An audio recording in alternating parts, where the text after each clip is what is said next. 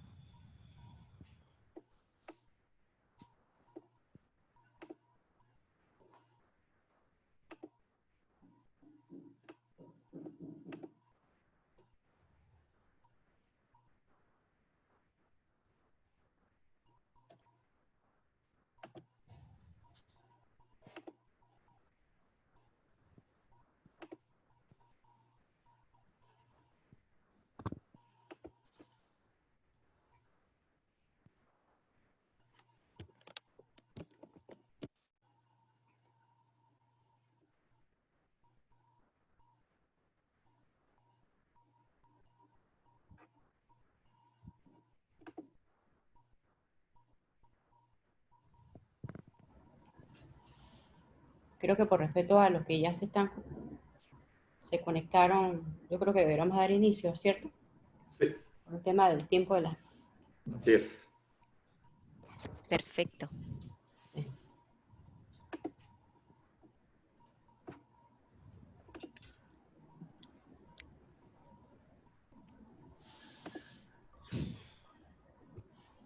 ¿Ahora sí me escuchan? Perfecto. Perfectamente. Sí, que Eulalia estaba preguntando, dice que no se escucha. Bueno, buenos días a todos. Pues en nombre de la Junta Directiva y del Comité de Responsabilidad Social Empresarial, queremos darles la bienvenida a este webinar que se llama Más allá de las mascarillas y el gel alcoholado. Pues organizamos y coordinamos este webinar precisamente para poder ilustrarlos y pues darles una guía de todas las medidas que ha implementado el MINSA en función de esperemos, la futura apertura pues, de los próximos bloques, ¿no? Y estar preparados. Como expositores tenemos a la licenciada Yolani Alvarado, que es presidente de propanama.org. Ella es abogada con posgrado en Derecho Laboral, capacitada por IPEL, Mitradel en temas de protocolos sanitarios post-COVID-19. Y también tenemos al licenciado Edgar Arosemena, quien es asesor especialista en seguridad y salud en el trabajo. No voy a ver tu currículum porque es bastante largo, Edgar, así que de verdad que un resumen bastante cortito. Son dos profesionales así que la dinámica del webinar va a ser, ellos van a dar una presentación y en la medida que ustedes vayan haciendo preguntas, pues vamos a irselas facilitando pues, a los expositores. Así que bueno, sin más preámbulos, pues vamos a dar inicio. Yolanda, te paso la palabra. Excelente. Creo que desde ya pueden ver mi pantalla, ¿correcto? Sí. Excelente. Muy buenos días, amigos de Acovir.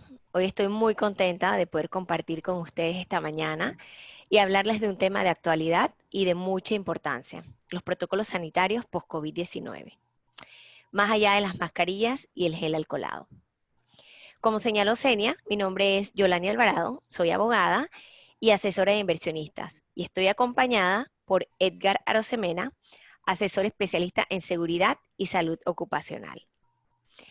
Hemos titulado nuestro webinar de hoy Protocolos sanitarios más allá de las mascarillas y el gel alcoholado, porque consideramos indispensable dar a conocer que los protocolos sanitarios son más que eso, son más que usar la mascarilla, son más que utilizar gel alcoholado, es más allá que mantener un distanciamiento social.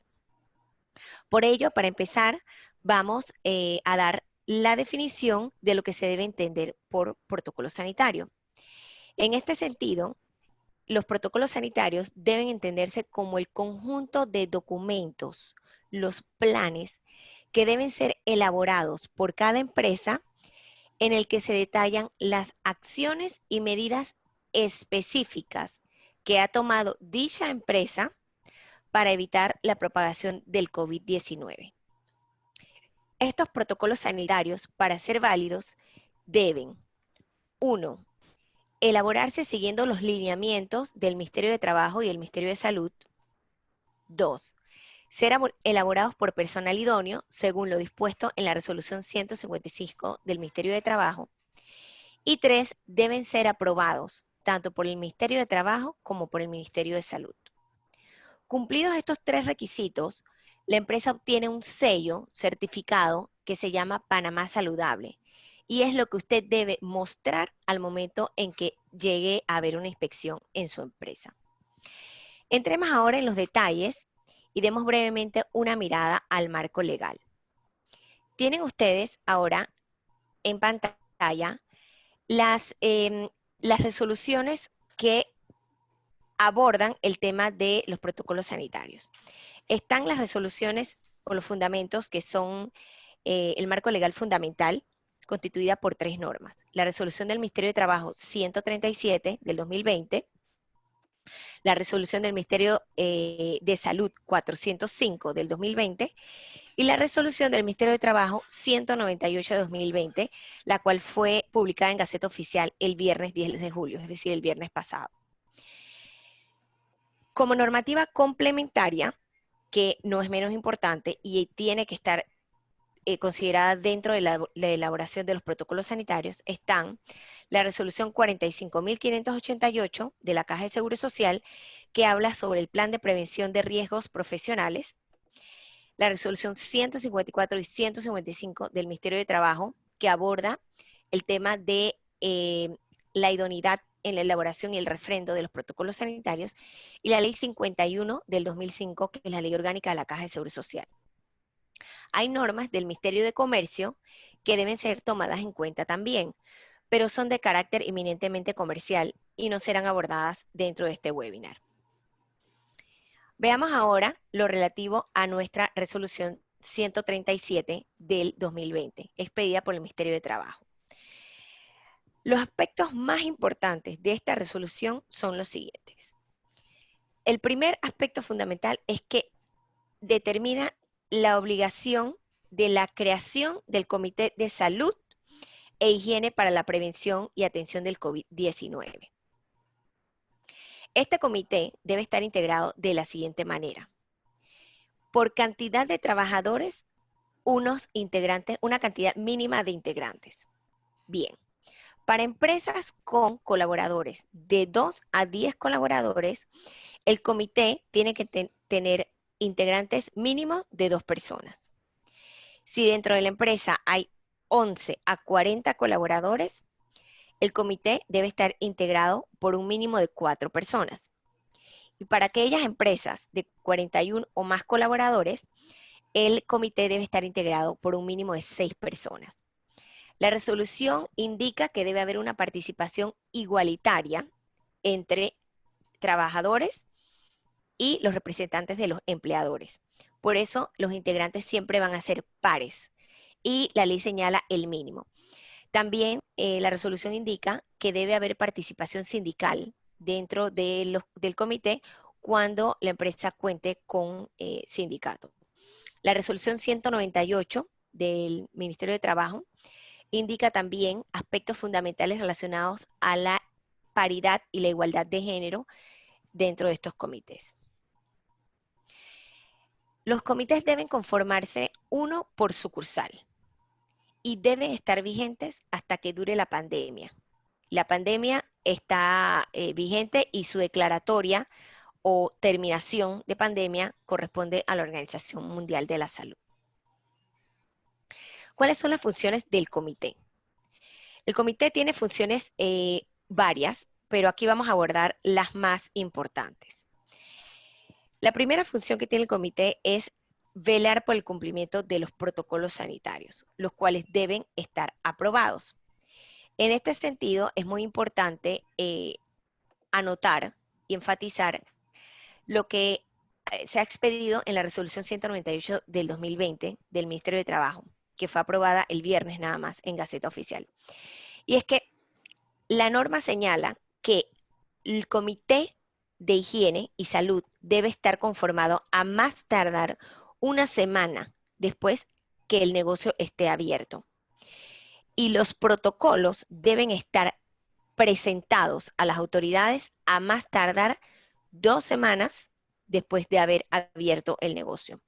En consecuencia, para aquellas empresas que tienen premura, como todos, tenemos premura en aperturar nuestros negocios, lo ideal es que usted vaya elaborando sus protocolos con anticipación. Muy bien.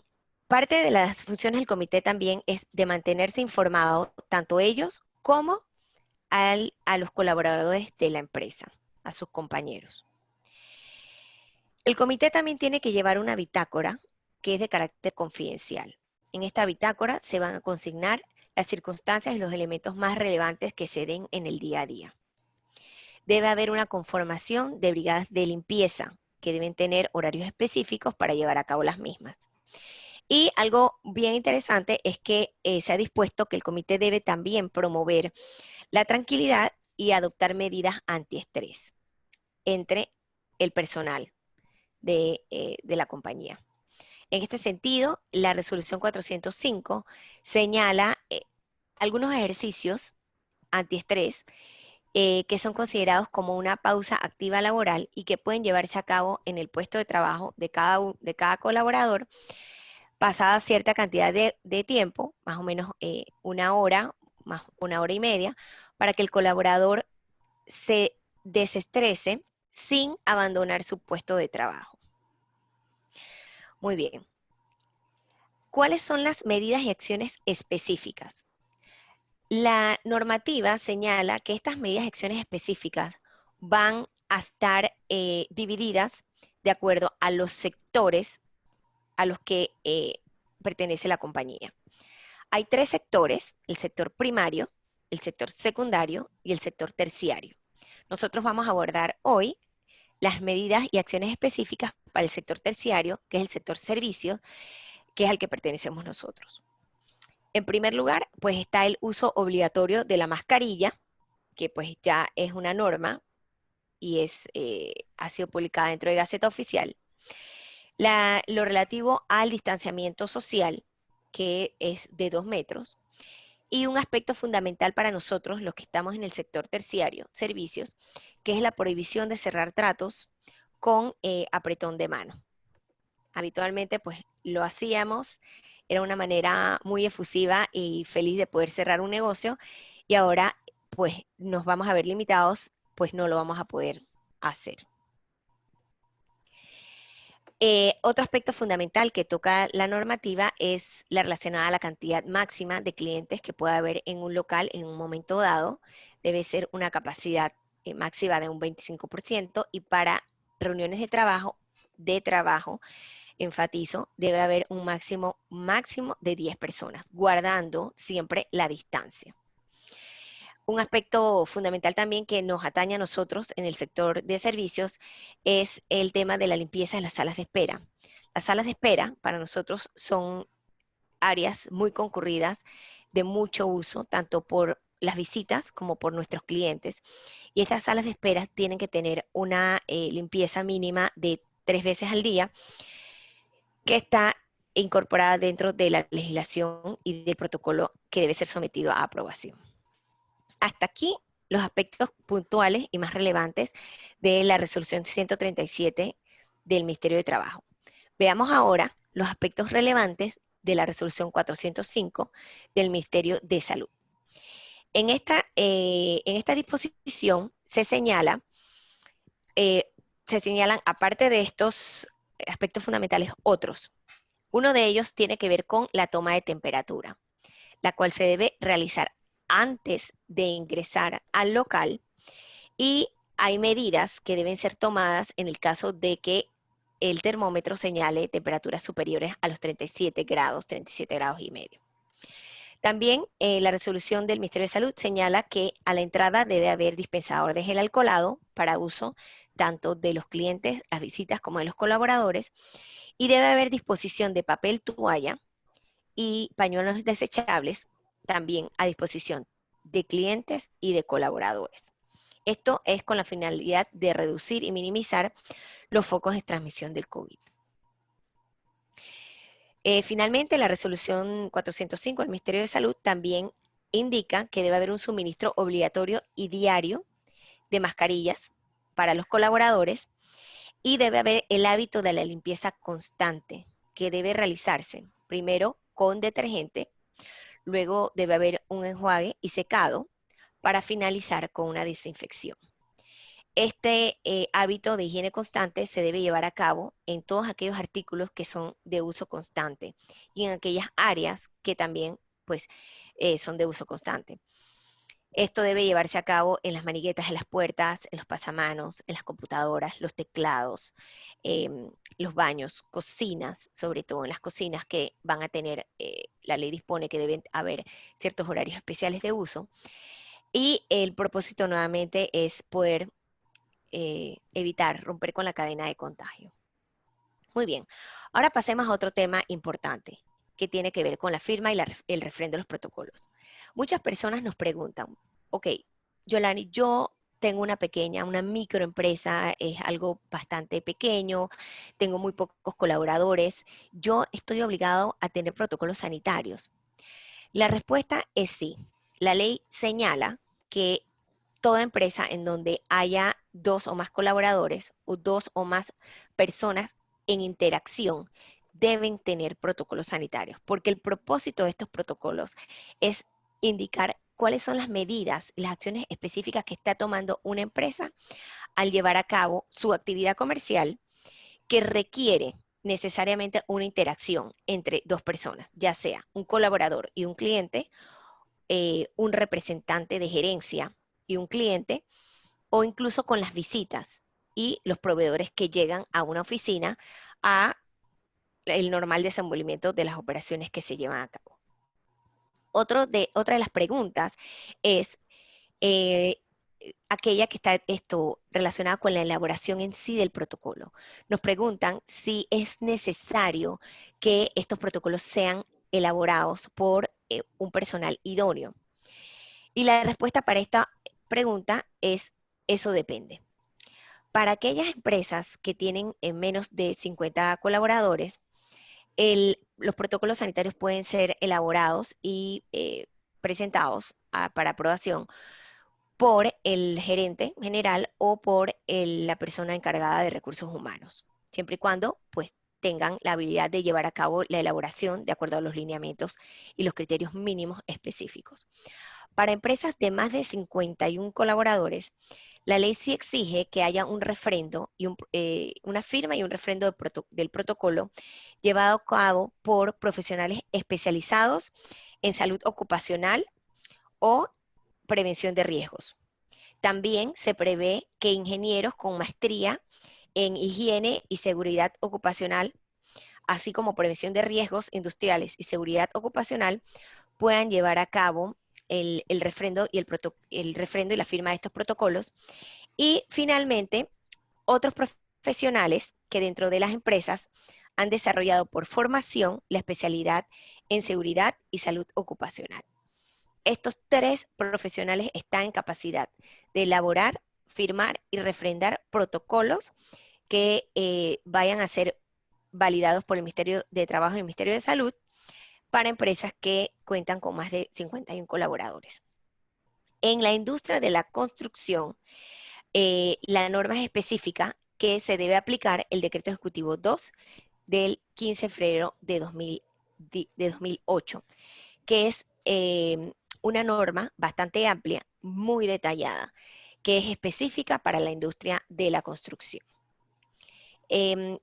Con esto nosotros damos por terminada la presentación preliminar sobre los aspectos y la normativa fundamental de los protocolos sanitarios post-COVID-19.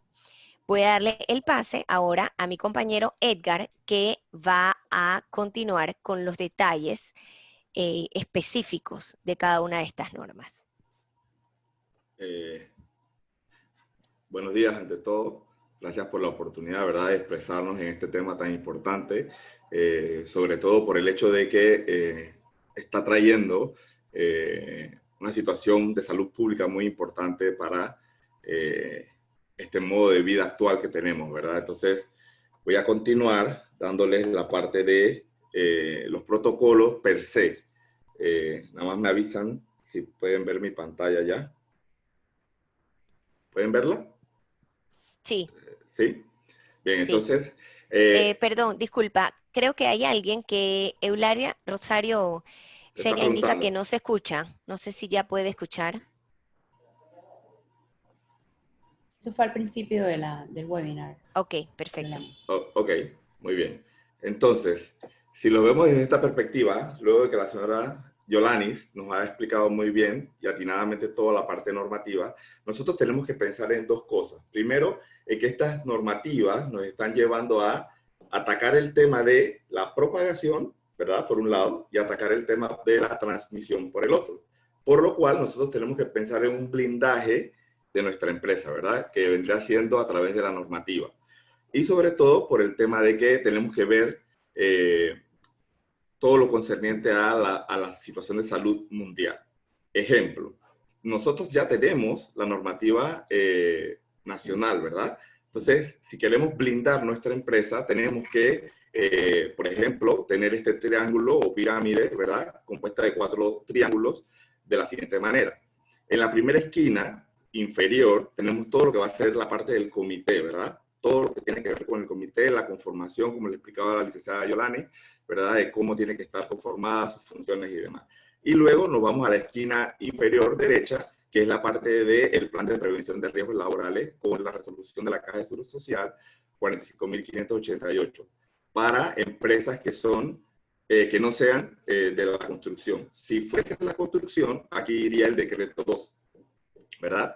Y como columna principal serían todos los protocolos. Uno, que sería el protocolo basado en la resolución 137, ¿verdad?, del Mitradel, que habla del protocolo de seguridad e higiene, ¿verdad? Y luego, entonces, el corazón, que sería el protocolo de o lineamientos de sanidad, que viene siendo la parte del MINSA.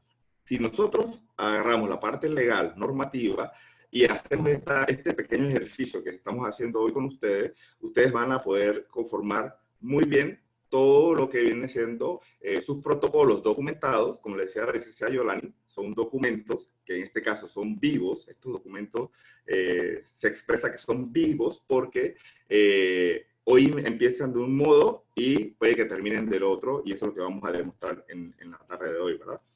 Entonces, cuando nosotros completamos este blindaje, nosotros podemos decir que ya podemos optar por nuestro certificado de Panamá Saludable, ¿verdad?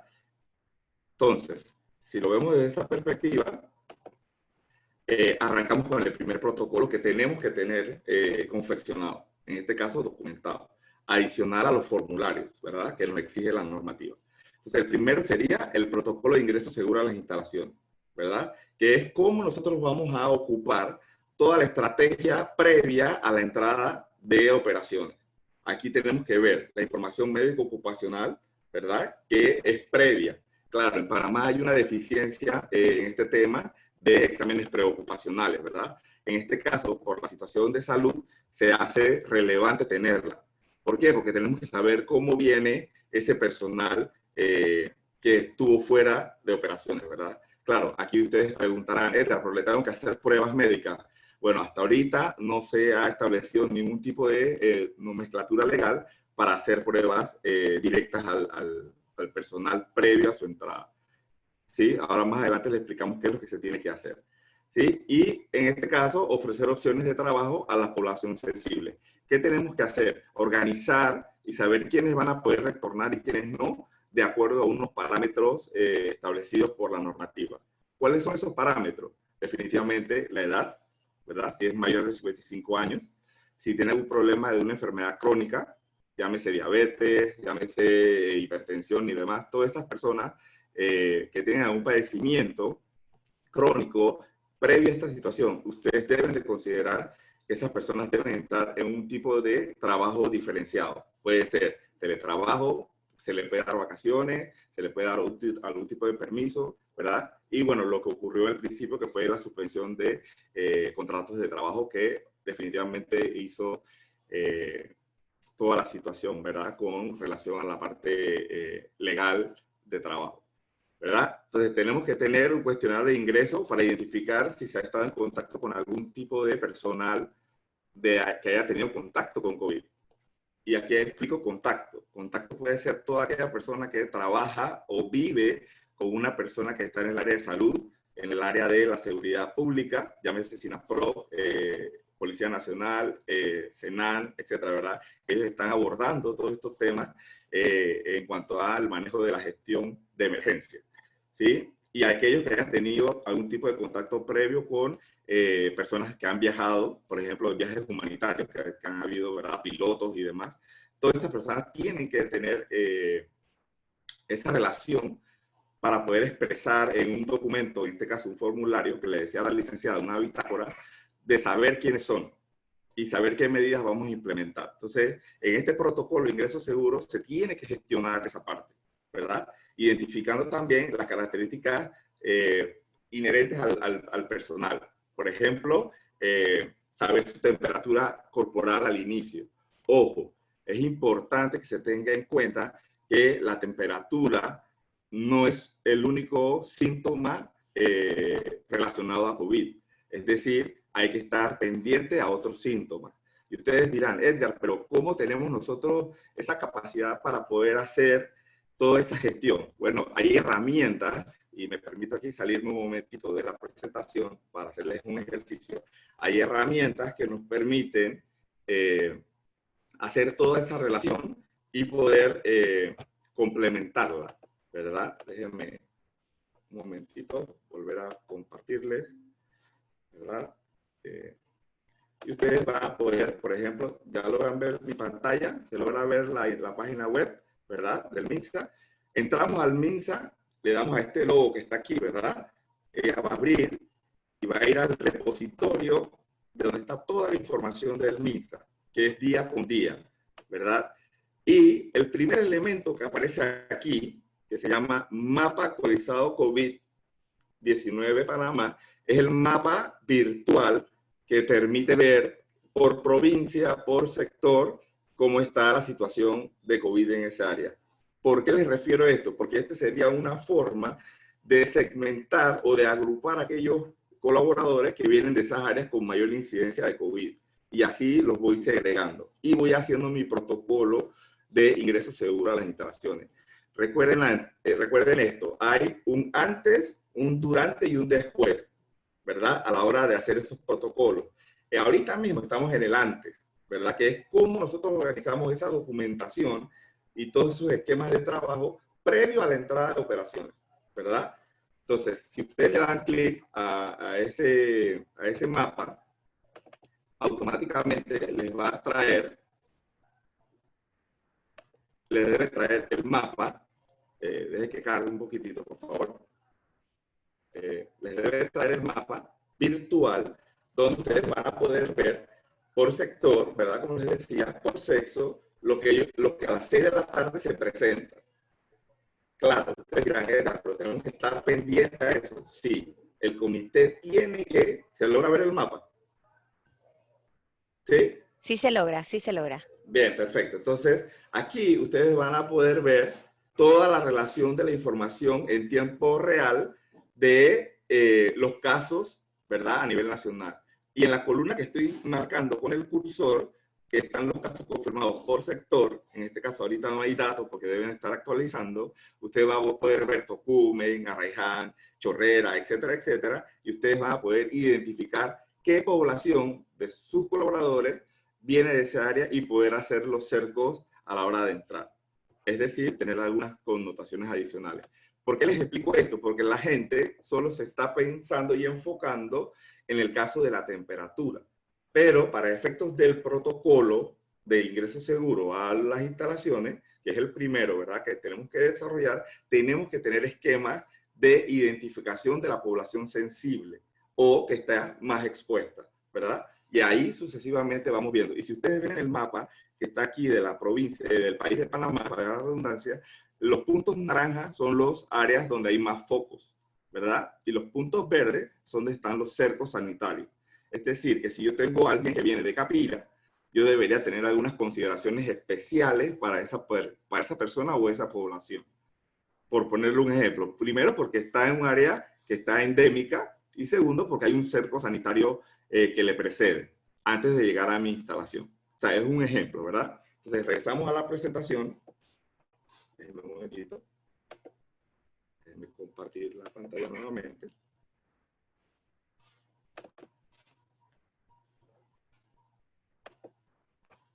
Ajá. Se ve la presentación, ¿verdad? ¿Sí? Correcto, se ve. Entonces, aquí, cuando yo les decía información médico-ocupacional, es adicionar, ¿sí?, en el protocolo todo lo relacionado a su morbilidad común, ¿verdad? Y todo lo que tiene que ver con su residencia e incluso con sus cohabitantes. Por ejemplo, si tuviese un esposo, como les decía, o esposa que fuese de una de las instalaciones de salud o fuese de un personal de entidades de seguridad pública, ¿verdad? Luego, entonces, el segundo protocolo que hay que hacer es el protocolo de casos sospechosos, ¿verdad? Que es aquí donde, ¿qué pasa si realmente tengo un colaborador que antes de o durante de la jornada laboral presenta los síntomas relacionados con COVID, ¿verdad? Supongamos que ni que Dios quiera, algún colaborador se desploma dentro de su área de trabajo, tenemos que actuar. Y ese actuar viene producto de nuestro plan de emergencia, que debe estar previamente. Como decía la licenciada Yolani, ya hay una resolución que nos precede, que es del 2011, que es la resolución 45.588 de la Caja de Seguro Social, que nos establece que ya tenemos que tener un plan de emergencia. O sea, que eso ya no es nuevo. Ese es desde 2011, ¿verdad? En este caso, yo fui parte de esa promulgación y confección de ese documento. Así es que desde el 2011 ya estamos prácticamente incumpliendo, si lo queremos ver desde una perspectiva de autogestión, ¿verdad? Entonces, ¿qué debe incluir ese protocolo de casos sospechosos? Primero, tener todas las herramientas para poder atender. ¿Qué quiere decir esto? Tenemos que tener todo lo que tiene que ver con primeros auxilios. Tenemos que tener ya en nuestro personal por lo menos una capacitación de primeros auxilios. Y dentro de ese protocolo debe existir entonces todas las acciones que se deben hacer. Por ejemplo, separar en lo posible el caso del resto de los trabajadores. O sea, lo que se conoce como aislamiento. Poder llevarlo a un lugar o dejarlo en el lugar donde se desplomó, ¿verdad? Y poder atenderlo. Pero ¿cómo va a ser esa atención? Entonces debe haber un botiquín con un kit, ¿verdad? Para poder atenderlo. Es decir, esa persona no va a poder atenderlo como un caso común, como si fuese algo normal, una emergencia normal, sino que va a tener que ponerse un overall, unos guantes, incluso su mascarilla nueva, ¿verdad? Que eso lo vamos a explicar más adelante. Pero ya tiene que haber acciones puntuales y específicas dentro de ese protocolo de caso sospechoso. Claro, ahora ustedes dirán, Edgar, pero si nada más es que tiene fiebre, bueno, si tiene fiebre, solamente entonces comunicamos al personal de recursos humanos encargado y a un personal, en este caso, del comité. Y se hace el protocolo como lo establece la normativa, que hay que llamar al 169 y gestionar toda la atención. Yo sé que algunos de ustedes dirán, Edgar, ya te he tenido casos y cuando llamo al 169 no me responden o me dan vuelta. Bueno, esa parte, si usted la cumple y después traslada al personal a su unidad de salud más cercana, ustedes como áreas de recursos humanos o como comité cumplieron con su protocolo. ¿Ok? Debe haber entonces una comunicación interna, ¿verdad? Donde debe estar la brigada de primer auxilio y todo lo que tiene que ver con el equipo de salud ocupacional si hubiese. Como le decía la licenciada, dependiendo del tamaño de la empresa, así mismo son las exigencias en materia de salud y seguridad ocupacional. Por ejemplo, en el caso de la resolución 45.588 de la Caja de Seguro Social, después de 99 personas, ya debe haber un sistema de gestión de salud y seguridad ocupacional. Es decir, mucho más elementos que esto que estamos viendo actualmente con los protocolos sanitarios, ¿verdad? Debe haber un médico ocupacional, una enfermera ocupacional, un inspector, ¿verdad? Del área ocupacional y otros profesionales, ¿verdad? Entonces, ¿cómo debe gestionar la trazabilidad? Bueno, la trazabilidad se va a gestionar a través de un formulario que le mencionaba la licenciada Yolani, que es la bitácora de trabajador empresa. Ahí es donde se va a llevar el registro de todas las incidencias que ocurran en relación a COVID. Algo muy importante, y aprovecho la oportunidad ahorita, el comité ciertamente se está creando obligadamente con estas normativas. Sin embargo, en la resolución 45.588 ya establece un comité de salud y seguridad ocupacional. Es decir, que si ya yo tenía ese comité desde el 2011, yo puedo transformar ese mismo comité a comité de COVID, ¿verdad? Y no esperar que cuando se acabe la pandemia, deshacer ese comité para después volver a hacer otro. Yo diría que deberían aprovechar las sinergias y poder hacer que ese comité ya sea el que se establece igual en la resolución 45.588. ¿Sí? Entonces, ya van dos documentos, ¿verdad? De esos dos documentos, sabemos que ya hay un formulario que es vivo. Ese formulario se debe revisar mínimo cada 3 días, ¿verdad? Hacer las averiguaciones con el personal y obviamente viendo el mapa para saber cómo han variado los casos por provincia, ¿verdad? O por sector. Y ustedes poder hacer las anotaciones, ¿verdad? Luego entonces, dentro de estos protocolos se exige que haya una gestión del distanciamiento físico. Y ya se los explicaba la licenciada Yolani legalmente, ¿verdad? Que tiene que ser de 2 metros. Y yo sé que algunos dirán, Edgar, pero es que en mi oficina no hay capacidad para ponernos todos a 2 metros.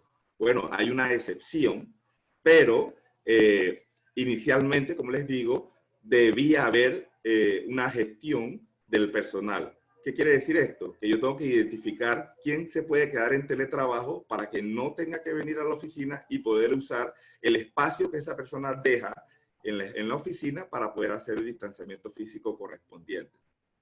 ¿Pero qué es esto del distanciamiento físico? El distanciamiento físico no es más que identificar la capacidad de mi local en metros cuadrados y poder identificar, como le decía la licenciada Yolani, la cantidad de aforo que debo tener. Es decir, sabiendo que un metraje X, ¿cuántas personas pueden caber? ¿Sí? Considerando que debo mantener la distancia de 2 metros cuadrados. ¿Sí? Entonces, luego que yo hago ese distanciamiento físico, ustedes lo pueden identificar y en este caso específico, que estamos hablando del sector terciario, ¿verdad? También tendríamos que ver y considerar cuántas personas podemos recibir como clientes. Si fuésemos un local de venta al por mayor o al por menor, ¿verdad? ¿Cuántas personas podemos recibir? Entonces, ese distanciamiento entra en lo que se conoce como aforo, ¿ok?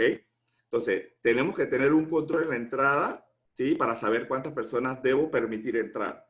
Por ejemplo, en los casos de las tiendas de ropa o los almacenes, los malls, van a tener que poner un sticker de cuántas personas pueden recibir, ¿verdad? Y el seguridad va a tener que tener control sobre el acceso y la salida de las personas para poder mantener el aforo correspondiente, para poder mantener, obviamente, el distanciamiento físico controlado, ¿verdad? ¿Qué pasa? Ustedes dirán, Edgar, pero es que mi oficina son solo modulares. Bueno, y tienen paredes altas, ¿eso vale? Eso no vale. Primero porque la idea es poder gestionar adecuadamente el distanciamiento, por un lado, y dos, tenemos que considerar otros elementos como, por ejemplo, la ventilación, que puede incidir si seguimos usando todos los cubículos. ¿Ok? En caso de que el distanciamiento no se pueda, en este caso, que es lo que le decía, que hay una excepción, debemos usar otros métodos apropiados. Por ejemplo, las pantallas acrílicas, que los han visto bastante en este transcurrir del tiempo, que ya puestos de atención a clientes ya tienen una pantalla acrílica de frente, ¿verdad? Que me impide tener ese contacto. Sin embargo, hay que considerar toda la parte de ventilación.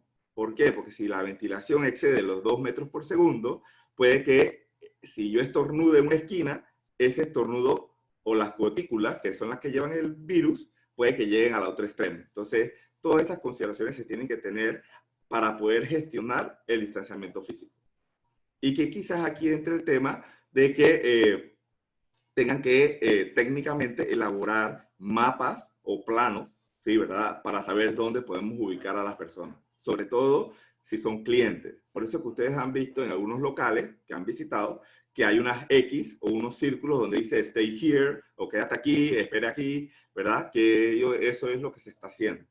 Pero ustedes siempre tienen que conservar, y lo van a ver, que están a 2 metros de distancia una de la otra. Las que no estén a 2 metros, ya sea porque el cliente no quiso marcarlo a 2 metros, o la empresa, ¿verdad? Obviamente entonces estaríamos en una situación de que no cumpliría. ¿Sí? Luego entonces, ya lo normado, ¿verdad? Que le decía a la licenciada Yolani, que es evitar el saludo de mano, ¿verdad? Fomentar el teletrabajo. Esta es la que más se ha promocionado, ¿verdad? Y obviamente entonces hacer todas las reuniones por videollamada. Sabemos que físicamente solo se pueden 10, pero es mejor entonces que esto sea una política. Por eso es que yo les decía al inicio que estos documentos no son físicos y estáticos. Ellos son, sí, realmente son físicos, pero van a tener mucha dinámica durante la gestión, ¿verdad? Este punto que sigue es muy importante, hacer turnos para evitar conglomeraciones de personas. Si yo no puedo, vamos a poner en el caso de que ustedes no puedan hacer un distanciamiento físico como tal y mandar a gente a teletrabajo, ustedes tienen que hacer turnos para evitar conglomeraciones dentro de la oficina. Ya sea que lo haga un turno iniciando y el otro termine en la tarde o escalonadamente. Ustedes tienen que saber cómo pueden operar manteniendo turnos, ¿verdad? Eso se queda a cada empresa. El personal de seguridad, que de verdad va a colaborar con que se cumpla esta normativa. Ojo, hay muchas empresas que están usando la seguridad de seguridad física, para la redundancia, para hacer la toma de medición de la temperatura. Yo no lo recomiendo mucho, pero en este caso, yo sí les diría que si van a poner a la seguridad, denle la capacitación necesaria, como decía la licenciada Yolani, que ellos tienen que saber qué hacer si el termómetro marca 37.5 o otra nomenclatura, y no vaya a ser que den información errada como haya pasado. Les pongo un ejemplo. En un supermercado X, la persona marcó la temperatura a otra, ¿verdad? Y le dijo que le había dado 90 grados en ese momento. Pero ¿qué pasa? Se alteró todo el mundo, ¿verdad? Pensando que era un caso sospechoso, Y obviamente el seguridad no se había percatado que el termómetro estaba en grado Fahrenheit.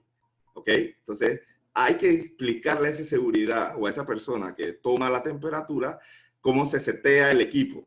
Porque nosotros en Panamá usamos grados centígrados, no grados Fahrenheit. Y si vamos a usar grados Fahrenheit, entonces saber convertirlo y saber cuál es la temperatura correcta de grado Fahrenheit. ¿Ok? Y no hacer una alarma por gusto, ¿verdad? Evitar las visitas.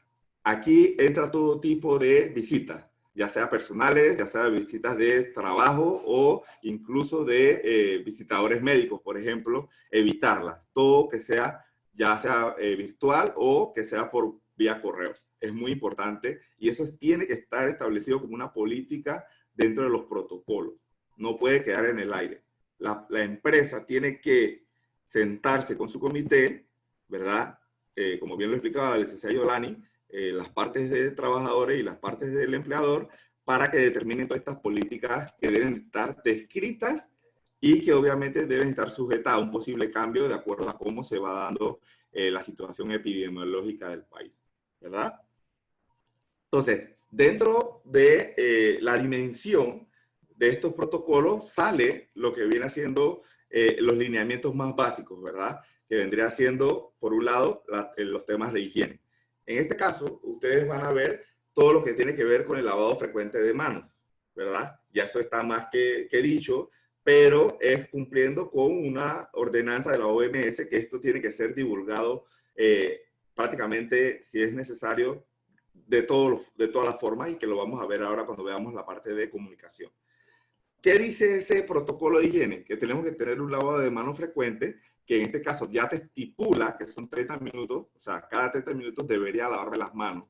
Ojo, aquí hago una salvedad. No es lavarse las manos con alcohol o el gel alcoholado. ¿Por qué? Porque el gel alcoholado o el alcohol, si me lavo las manos constantemente, como dice la norma, entre cada 30 minutos, me elimina nuestra mejor defensa, que es nuestro sistema inmunológico. Es decir, que si yo me lavo las manos constantemente con alcohol y con gel alcoholado, debilito mi sistema inmunológico. Por eso es que se recomienda agua y jabón, ¿sí? No es solo usar el alcohol o el gel alcoholado. Esto tiene que estar claro. Ciertamente hay empresas que le dan a sus colaboradores una botella o un envase con gel alcoholado o alcohol, pero no es lo más recomendable que lo haga frecuentemente. Eso sería cuando hizo alguna operación o algún tipo de operación en su trabajo y va a querer eliminar, pero la idea sería que use agua y jabón. Y obviamente cuando se toca las manos, la nariz, la boca, debería ir al baño y lavarse, ¿verdad? Y estar sanitizado y poder mantener la higiene correspondiente. Y el punto del protocolo también refleja que cuando nos ponemos o nos quitamos el equipo de protección personal, tenemos que saber hacerlo. Es decir, no es quitarse ni ponerse la máscara por ponerse. Hay que tener un protocolo que también debe estar de alguna manera comunicado, que es lo que vamos a ver más adelante, con respecto a ese proceder, ¿verdad?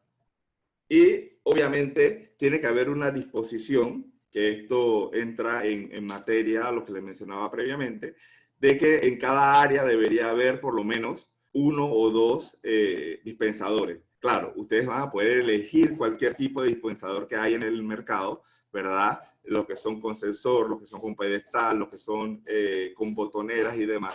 Lo importante aquí es que debe haber disposición de este elemento, ¿verdad? Gel alcoholado.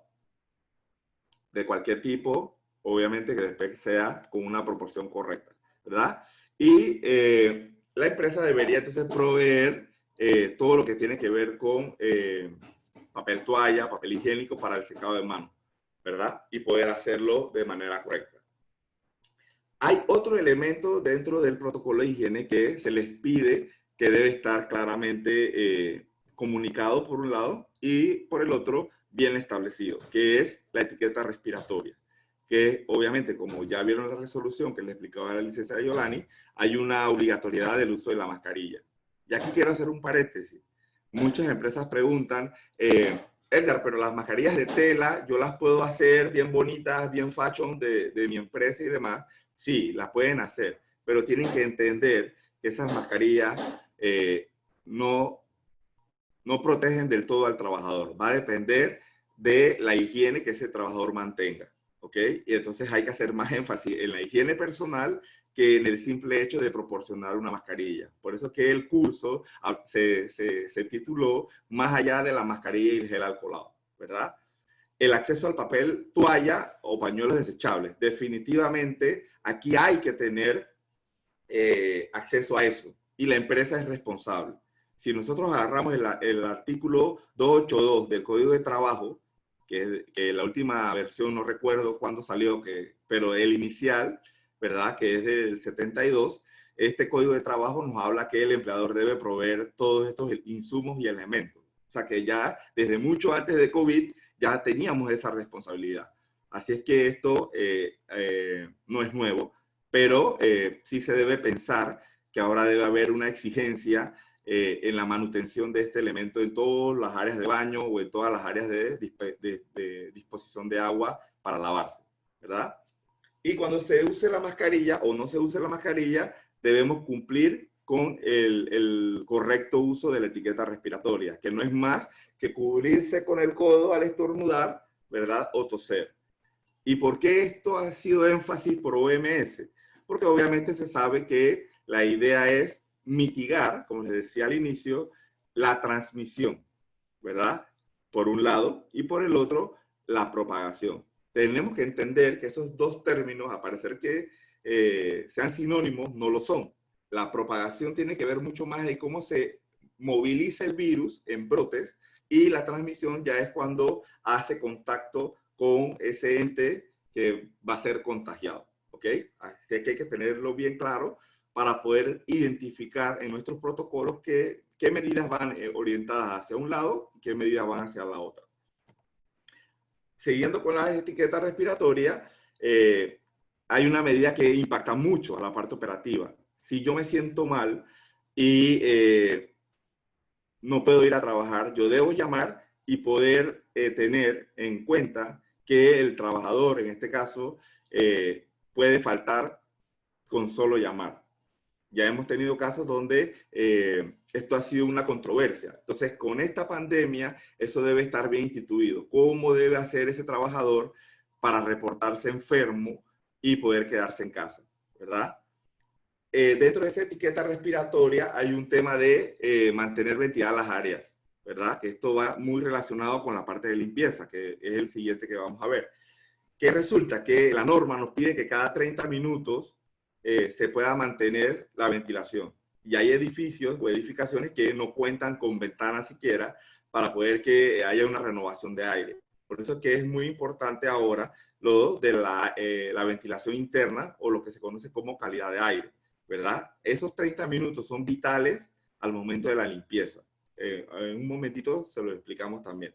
Y entonces no compartir utensilios de cocina, comidas y bebidas. ¿Qué pasa? Que en los comedores antes ocurría que préstame la cuchara o préstame el vaso, etcétera. Esto debe estar prohibido, ¿verdad? Incluso en algunas empresas se ha eliminado la nevera, ¿sí? Para poder evitar que alguien o por algún tema de contaminación cruzada se puedan contagiar, ¿verdad? Entonces, como les decía, el tercer protocolo es el protocolo de limpieza y desinfección. ¿Sí? Si vemos el tema, ya estamos en una parte previa, que es el protocolo de ingreso, luego viene la parte de todo lo que tiene que ver con el tema de higiene y ahora la parte del protocolo de limpieza y desinfección, que no es más que cómo vamos a proceder a limpiar. Ciertamente, todas las empresas ya tienen un procedimiento de limpieza o mantienen un tercero que hace toda la parte de limpieza, pero en este caso tenemos que hacer un protocolo, o sea, un documento de cómo se gestiona. ¿Por qué? Porque hay que crear una brigada de limpieza. Esa brigada de limpieza tiene que tener un componente voluntario o, en este caso, tener un personal tercero que cumpla para poder hacer la limpieza como lo vamos a ver ahorita. Ustedes dirán, Edgar, pero nadie se va a querer ofrecer dentro de la empresa estar en esta brigada. Por eso es que hay un componente voluntario. Sin embargo, cuando vayan a llenar sus formularios para subir su información a la web, ¿verdad? Se le va a pedir un listado de esa brigada de limpieza. Es decir, aquí hay otro componente que tenemos que conseguir dentro de las empresas de qué personas van a querer participar en esta brigada de limpieza y gestionar lo que a continuación les voy a explicar. Primero, como le decía la licenciada Yolani, tenemos que tener ese cronograma de limpieza donde podamos identificar día con día dónde debemos limpiar y desinfectar. Ojo, no es lo mismo limpiar que desinfectar, ¿verdad? Limpiar es solo con un paño seco, ¿verdad? O húmedo, porque también se prohíbe el uso de escoba, ¿verdad? Ya no podemos barrer como tradicionalmente se puede barrer para no levantar polvo. Hay que limpiar todo con una porción de humedad adicional, ya sea que lo haga con agua o agua con cloro o agua con jabón. Obviamente, en los elementos que el cloro pueda corroer, no puedo usar el cloro. Tendría que usar un detergente menos agresivo, en este caso, para poder evitar la corrosión y el daño de los equipos, ¿verdad? Entonces se debe limpiar y desinfectar todas las áreas de los equipos que tengan un contacto directo con un trabajador o un pasillo, por ejemplo, ¿verdad? Hay que usar las proporciones correctas de solución, que es de 5 partes por millón por cada galón. Eso ya está establecido en la normativa, ¿verdad? Y ustedes la pueden ver en la misma. Se debe disponer de un lugar de lavado de los utensilios. Aquellas empresas donde haya utensilios, por ejemplo, los restaurantes, todo lo que tenga que ver con utensilios de trabajo, debe haber un área específica para el lavado. Y eso debe estar en el protocolo. La limpieza debe ser cada 2 horas. Fíjense que aquí habla de limpieza, no de desinfección. Sí, la limpieza debe ser cada 2 horas y debe haber un cronograma. Aquí hay un formulario adicional donde alguien tiene que ser responsable de verificar que se cumple con la limpieza diaria de 2 horas, cada 2 horas. ¿Ok? Y ese vendría siendo el personal de aseo. Cada 2 horas pasar el trapeador húmedo, ¿verdad? En todas las áreas de pasillo, como le decía la licenciada, limpiar todos los pasamanos, limpiar todas las maniguetas de puerta, etcétera, ¿verdad?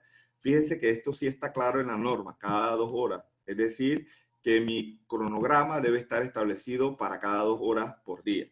Y cada cual debe revisar y supervisar que se cumple, ¿sí? Y ya cuando hablamos de desinfección, ya entonces estaríamos hablando que debe ser semanal. Es decir, si yo lo quiero hacer todos los lunes o lo quiero hacer todos los viernes, ¿verdad? Y obviamente cuando hablamos de limpieza profunda, que es un poquito más técnico, ya tendríamos que conseguir un tercero, que es el que nos va a nebulizar, que es el que nos va a limpiar las paredes, que es el que nos va a mover todo y lo va a limpiar adecuadamente. ¿Ok? Y obviamente aquí tiene que entrar el tema de los equipos de protección personal para ese personal, ¿sí? Para aquellas empresas que tienen transporte y que dentro de su gestión preocupacional vayan a disponer un bus o un transporte privado para sus colaboradores, tienen que pensar en la limpieza diaria también de ese equipo rodante, ¿verdad? Y tienen que tenerlo claro de que se va a nebulizar, se va a limpiar, se va a desinfectar completo en esos periodos de trabajo donde obviamente se pueda, ¿verdad? Tiene que estar bien establecido.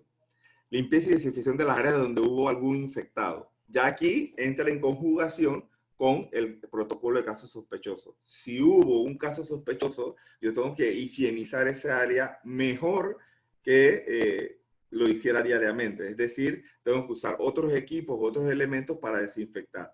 Consideren que no podemos descartar ningún tipo de elemento adicional si hay algún contagiado dentro de la empresa.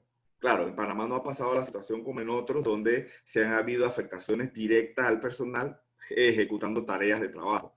Acá, gracias a Dios, no hemos llegado a ese tema, pero igual, si se llegase a dar el caso de un contagiado con síntomas graves dentro de la empresa, se activa el protocolo de caso sospechoso o de emergencia y se tiene que entrar el protocolo de limpieza con la desinfección adecuada para ese tema, ¿verdad? Como dice la norma, no se puede hacer barrido en seco. Ya tiene que ser con la mopa húmeda, o sea, con el trapeador mismo, de una manera que no se levante polvo para no levantar partículas y pueda generar alergias o sinusitis a algún tipo de colaborador. Uso de los desinfectantes de manera correcta o las recomendadas. Dentro de la norma se habla de las soluciones. No vamos a entrar en detalle porque eso es muy químico o de química, donde obviamente eso es cuestión nada más de verificar las porciones que se vayan a emplear, ¿verdad? Y en este caso, la limpieza y desinfección de todas las áreas a través de cualquier método, ¿ok? Luego, entonces, viene la parte importante y la parte que toda empresa debe tener, ¿sí? Y que tampoco es nuevo, que es la parte de la gestión de las capacitaciones, ¿verdad? Aquí, este comité que se formó al inicio debe pasar por una capacitación donde se les expliquen las funciones, se determinen qué formularios se van a completar y que obviamente haya alguien o con roles de supervisión, ¿verdad? Obviamente, como le decía la licenciada Giovanni, aquí va a haber personas que son de la empresa y hay personas que son de los trabajadores. Y ellos se tienen que poner de acuerdo para saber qué funciones o qué actividades nos convienen para el común, ¿verdad? De todas las personas dentro de la empresa, ¿verdad? Y tienen que entender que es una vigilancia de riesgo biológico. ¿Qué quiere decir esto? Que como es una alerta nacional, producto de una pandemia, definitivamente esto tiene prioridad sobre todo. Y obviamente aquí hay que invertir, ¿sí? Hay que tener algún tipo de recurso aparte, llámese presupuesto, para poder gestionar todo lo que viene. Por ejemplo, los tinacos. Debe haber un tinaco especial para el desecho de todo lo que tiene que ver con todos estos equipos de protección, máscara en este caso, que se van a ir depositando en el transcurso de la jornada. Sobre todo si atiendo a clientes, ¿verdad?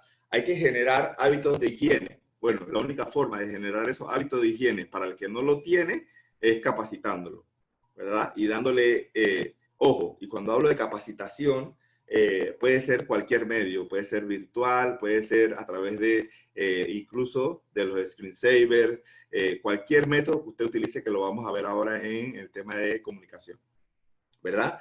La implementación y actualización de los protocolos. Fíjense que la misma norma les dice que ya ustedes tienen que ver cómo actualizan y mantienen estos protocolos. Si habláramos del plan de prevención de riesgo, eso se tiene que actualizar cada año, ¿verdad? Pero en este caso el protocolo se debe actualizar o se debe modificar cada vez que se reúna. ¿Por qué? Porque van a haber acciones que obviamente les va a hacer cambiar alguna disposición que ya haya sido previamente establecida. Y obviamente capacitar en la parte de uso correcto de los equipos de protección personal. Hemos visto profesionales de la salud con la mascarilla al revés, hemos visto profesionales de la salud con no oprimir adecuadamente el clic nasal de las mascarillas. Para el que no sabe, las mascarillas tienen un clic nasal que uno lo debe ajustar para que ella se oprima y se aprieta al marco de la cara. Si no hacemos eso, no está funcionando el uso correcto de la mascarilla. Y todo eso se le tiene que explicar al personal de aseo y al personal que no sea de aseo, pero de una manera bastante dinámica para poder que haga el cambio y puedan usar estos equipos de manera correcta. Ustedes se preguntarán, Edgar, ¿pero qué equipos de protección les tengo que dar a mis trabajadores? Bueno, eso va a depender de la posición y del cargo que realizan. Por ejemplo, si yo fuese del área de aseo, ya ahí yo sí tengo que tener mi máscara, mi careta y mis guantes. En algunos casos hasta botas. Y en algunos casos más extremos, overol, que es el chompa blanco que se ponen por encima de la ropa. Si estuviéramos hablando de una persona que trabaja en el área de caja, definitivamente ella debe tener su careta, su mascarilla. No debe tener guantes. Usted dirá, pero es que ella maneja dinero. Sí, lo que pasa es que el guante se vuelve un multiplicador de propagación del virus, ¿sí? Por eso es que les decía al inicio que las medidas deben estar orientadas a mitigar la propagación y en otras mitigar la transmisión. En este caso, el guante para una persona que maneja dinero o maneja documentación muy constante, ponerle guantes le va a hacer que propague el virus en su ambiente de trabajo mucho más fácil. Es mejor no darle los guantes y darle una botella de gel alcoholado o de gel, jabón en gel, para poder que se lave constantemente las manos, obviamente manteniendo la periodicidad que les decía de cada 30 minutos lavarse con agua y jabón.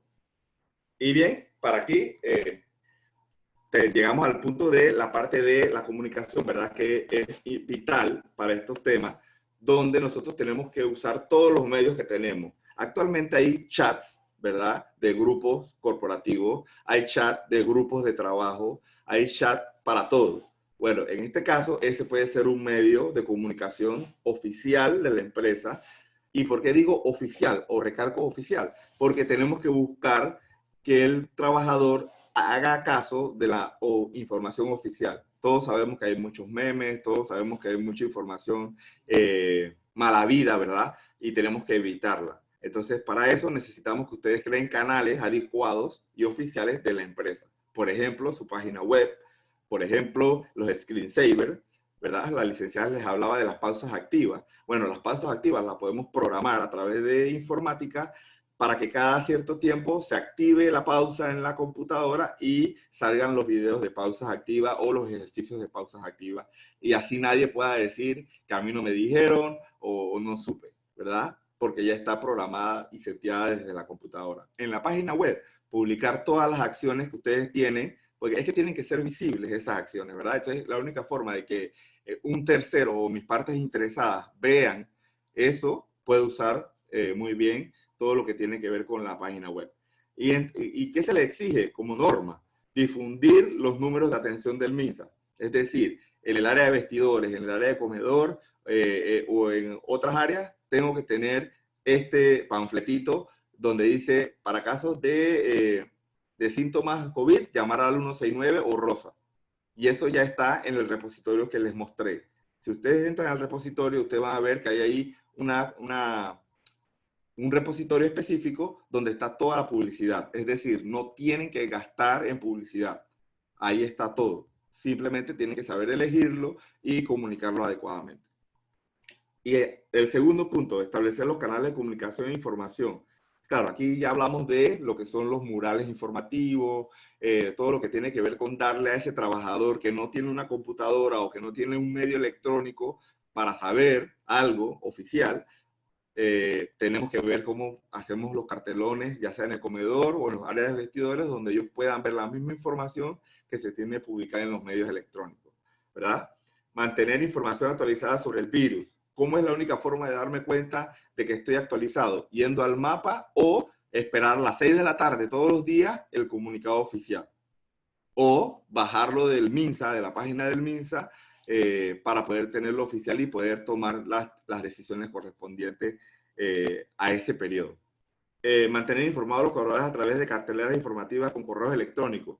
Definitivamente, el correo electrónico también puede ser un medio importante. ¿Cómo? Haciendo todo lo que tiene que ver con la gestión de la información relevante a través del correo. Por ejemplo, si yo di una capacitación a un personal por un medio electrónico, saber por lo menos que esa persona entendió y puedo hacer una encuesta a través de un correo y que me la complete para saber si esa persona eficazmente comprendió aquellos términos que se le dio en la capacitación. ¿Por qué se dice esto? Porque sabemos, ¿no?, que se hace una capacitación y al final el personal a veces o no le presta atención o simplemente no está consciente de lo que está aprendiendo y tenemos que garantizar la eficacia de la misma. Eh, para efectos de un resumen, ustedes tienen que tener 4 documentos hechos en su empresa, que sería, uno, el de lineamientos, que es a base de la norma, como le decía la licenciada, norma 405, ¿verdad? Del MINSA. Ese es un documento que se llama alineamiento para el regreso seguro. El segundo sería el protocolo de regreso a la entidad, que sería la parte preliminar, ¿verdad? Donde hago toda la evaluación ocupacional de mis trabajadores, mi segmentación y demás, que es en base a la resolución 137. Y los hijitos, o sea, los documentos hijos de estos dos, sería el protocolo de casos sospechosos y el protocolo de limpieza y desinfección. Y ya todo lo demás va a venir por razón lógica de lo que cada empresa desea implantar o tenga a bien a través de sus recursos poder instrumentar dentro de su gestión operativa. Entonces, para nosotros es importante pues esta oportunidad. Le cedo la palabra a la licenciada Yolanda.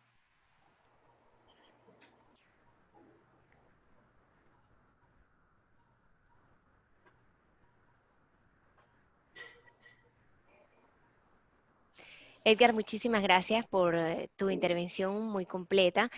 Senia, veo que hay una pregunta, no sé si quieres que la abordemos antes de dar Por el favor, cierre. tienes dos ahí, me parece. Ajá, ahora hay dos, correcto. A ver, dice aquí. Buenas, si pueden decirnos cuáles son las cantidades recomendadas para el uso de desinfectantes. Edgar, creo que ahí nos puedes apoyar. Sí, Ajá, ok. y la segunda pregunta es, mi empresa es pequeña, la representante legal, corredora y su asistente administrativa. Estaré optando por teletrabajo. Estoy obligada a proveerle mascarillas, el alcoholado, papel toalla, etcétera, para que esta asistente use en su casa. Ok, las dos preguntas son bastante técnicas y es justamente por lo cual hemos explicado todos estos protocolos. Voy a responder la primera. ¿Qué pasa? Cuando usted tiene un desinfectante, ese desinfectante por ley debería venir con una hoja de seguridad. Esa hoja de seguridad le detalla qué dilución debo mantener. Por ejemplo, no es lo mismo un desinfectante hospitalario que un desinfectante para casa. Entonces, dentro de esa hoja de seguridad les explica adecuadamente cómo puedo diluirla. Por eso es que no le puedo dar una razón actual numérica, en este caso, porque va a depender de esa hoja de seguridad. Pero si usted me pregunta una relación, debe haber una relación de 5 partes por millón por cada galón de agua. Es decir, si yo agarro el cloro, yo agarro dos cucharaditas o dos, vamos a poner así, mililitros de cloro y lo diluyo en un galón de agua.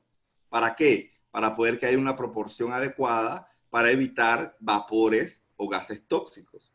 Asimismo debe pasar con los desinfectantes, ¿sí?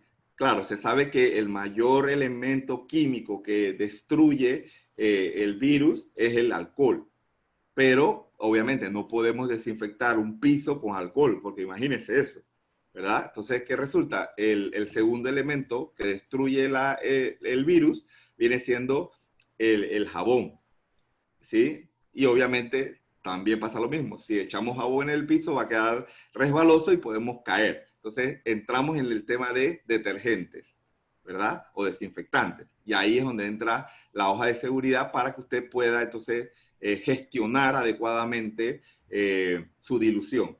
Recuerde que debo considerar si hay personas alérgicas. Es importante saber quién es alérgico. Es igual como también saber qué personas son epilépticas, qué personas son diabéticas, en toda la parte preocupacional que debo saber. Por eso que la licenciada les decía que esto va a manejar información confidencial. Y si es necesario hacer un acuerdo de confidencialidad entre los colaboradores del comité, es muy importante que se haga. ¿Sí? Y en la segunda, no estás obligada a hacerlo por ese mismo hecho, porque si le voy a pagar para que haga teletrabajo, ella debe correr con sus gastos. Por eso es que muchas empresas que han podido optar por esto están teniendo problemas con sus trabajadores porque obviamente no entra la contraparte. Ahora yo tengo que pagar todo, tengo que poner mi luz, tengo que poner mi equipo, tengo que poner mi todo, en este caso porque estoy en casa, ¿verdad? Entonces eso está trayendo también algunas incongruencias con la parte laboral, porque obviamente, ¿no? Vaya, no entremos en detalle ahí, pero en este caso no estás obligada a hacerlo porque realmente está en casa, que es el único sitio seguro en este momento. Aquí hay un comentario de Mariela. Pregunta si el alcohol se puede usar para superficies porosas. Ok, ¿Funcionaría? como les decía, como el alcohol es uno de los elementos que logra destruir la membrana del virus, sería ideal poder usarlo en todos lados. Pero en este caso, para superficies porosas o superficies que no sean las manos, es decir, solo usen el alcohol para lavarse las manos, le recomendaría que use cualquier tipo de detergente o cualquier tipo de desinfectante comercial para eso. ¿Por qué? Porque uno, lo va a hacer con menor volumen, ¿verdad? Y dos, es menos riesgoso. Acuérdense que ahorita no ha pasado ni un caso, pero si usamos mucho el alcohol y hay algunos elementos que son inflamables, puede ocasionar otro tipo de accidente. Por eso es que la resolución 45.588, que establece el plan de prevención de riesgos laborales, les dice que tengo que tener identificados mis riesgos laborales. Es decir, tengo que tener todos mis riesgos laborales identificados más el riesgo biológico, que por eso la licenciada Yolanis les explicaba la conjugación de las normas. ¿Por qué? Porque yo tengo que tener desde el 2011 mi plan de prevención de riesgos laborales y dentro de esa normativa ya está estipulada qué debe contener ese plan. Y dentro de ese plan solo tendríamos que agregar todo lo concerniente a los protocolos. No sé si le queda clara la respuesta, pero no sería adecuado usar el alcohol para otra superficie que no sean las manos. Bien, perfecto. Estamos un poquito pasados de tiempo ya. Ok, La verdad es que discúlpenos, qué discúlpenos. exposición tan ilustrativa. De verdad, Edgar Yolani, yo que leo del día uno, leyendo todas las medidas pues que, con las que tenemos que vivir ahora, y me había leído todas las normas en cuanto a protocolos sanitarios, sin embargo, no los han explicado de una manera tan, vamos a decirlo, práctica, ¿okay? Puntual, asusta, ojo, asusta porque requiere mucha disciplina. Sí, Lamentablemente al panameño a veces lo que le falta es disciplina. sí. Nosotros, Comité de Responsabilidad Social Empresarial, enviamos hace ya alrededor como mes y medio, mandamos una guía de protocolo para los agentes inmobiliarios. Y no precisamente para la parte de la oficina per se, sino como una guía de cómo se debe manejar a la hora de salir a la calle a mostrar una propiedad. Así pues quería pues recordárselo a los miembros pues que están conectados ahora mismo. De verdad estoy súper agradecida en nombre de la Junta Directiva del Comité de Responsabilidad Social Empresarial. Creo que fue muy atinado haberlos invitado a este webinar. Gracias. Esto es algo que va a ser parte de nuestra, ya es parte pues de nuestro día a día, parte de la nueva normalidad. Requiere disciplina, requiere voluntad de todos. Es necesario, lo estamos viendo con el impacto que tenemos ahora mismo de aumentos después dentro del comportamiento que está teniendo el país y asusta, pero si todos pusiéramos de nuestra parte llevando este tipo de protocolos, porque es un tema de responsabilidad individual. Yo siempre lo he manejado de esa manera. Cada uno de nosotros tiene que poner su parte a poder sobrevivir esta guerra. ¿Sí? Sí. Así que bueno, de verdad, muy agradecido. Ahí después están los contactos de Yolani y de Edgar. Y bueno, estimados miembros, pues que tengan un buen día y bueno, servidos. Muchas Gracias. gracias a todos Gracias a ustedes por todos. su tiempo, por habernos dado la oportunidad y estamos a su orden, ¿ah? Gracias. Bueno, que pasen buen Hasta día. luego. Saludos, gracias. Igualmente, que pasen maravilloso día. Bye. Chao.